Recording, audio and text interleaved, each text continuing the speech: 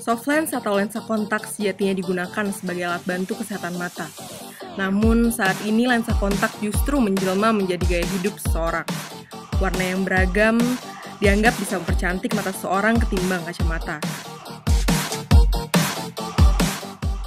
Seperti yang dilakukan Raisya, ia lebih memilih menggunakan lensa kontak sebagai penunjang penampilannya.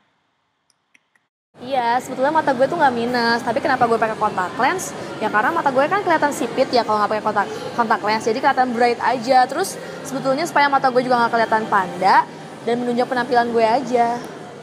Namun lensa kontak juga masih menjadi pilihan beberapa orang yang bermata minus. Seperti Olivia, mahasiswa Fakultas Ilmu Komunikasi Unpad. Saya memakai soft lens ini, saya lebih mudah beraktivitas, lalu juga lebih simple. Kalau pakai soft lens saya lebih nyaman karena kalau pakai kacamata saya itu makanya cuma sesekali doang. Kalau mau belajar atau menonton TV. Tapi untuk kegiatan lainnya saya tidak menggunakan kacamata karena kacamata suka bikin pusing. Saat ini lensa kontak juga makin bervariasi, mulai dari warna hingga corak yang bermacam-macam. Para pengguna pun akhirnya dimanjakan dengan berbagai pilihan tersebut. Tidak adanya regulasi mengenai penjualan kontak lens membuat penjualan semakin bebas, mulai dari optik, pedagang eceran, sampai perdagangan online. Tidak tanggung-tanggung, harga yang ditawarkan pun relatif dapat dijangkau oleh berbagai kalangan. Berbagai macam promo juga turut ditawarkan pada masyarakat.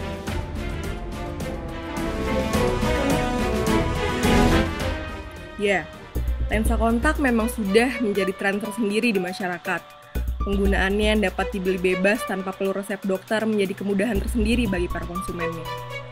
Karena itu pula, tidak sedikit kalangan yang mengalami masalah dengan matanya akibat penggunaan lensa kontak secara bebas. Mulai dari iritasi, mata berair, hingga kebutaan. Seperti yang dialami Nindya, karena tidak cermat memilih lensa kontak, ia kerap kali mengalami masalah dengan matanya. Kalau saya pakai soft lens sih karena ikut-ikutan teman. Jadi waktu itu saya langsung ke optik aja, langsung mesen, dan ya udah cuma nunggu sehari 2 hari itu pesanannya udah datang, akhirnya saya pakai. Tapi setelah seminggu sampai 2 minggu pemakaian, mata saya jadi merah, jadi iritasi, jadi pedih dan berair. Lensa kontak seharusnya tidak boleh dilakukan sembarangan. Tidak semua kondisi dianjurkan menggunakan lensa kontak. Pengguna harus mengikuti serangkaian pemeriksaan mata atas rekomendasi dokter ahli.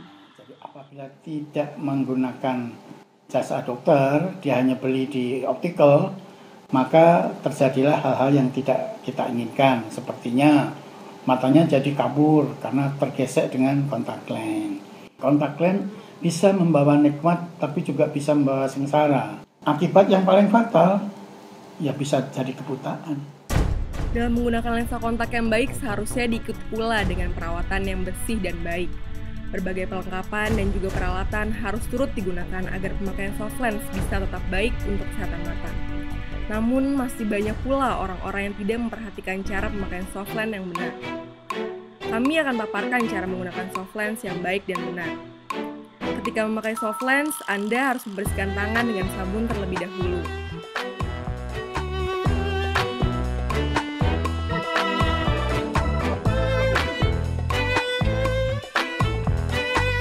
Lalu periksa lensa kontak sebelum digunakan. Teteskan 1-2 tetes cairan pembersih lensa. Gosok lensa dengan lembut selama 20 detik pada 2 permukaannya.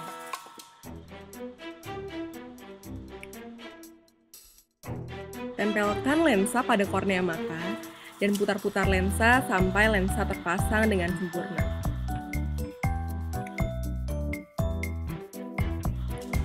Jika Anda ingin berdandan, maka sebaiknya pasanglah lensa kontak terlebih dahulu. Idealnya lensa kontak digunakan paling lama 8 jam sehari. Penyimpanannya pun harus diperhatikan kebersihannya. Pada umumnya, lensa kontak tidak boleh digunakan pada saat tidur, berenang, atau aktivitas yang mengundang debu. Debu yang menempel pada lensa kontak akan merusak kornea mata.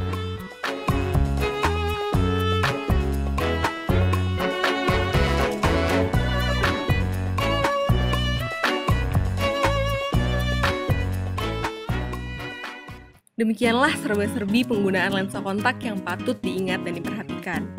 Jagalah kesehatan mata Anda, karena mata adalah jendela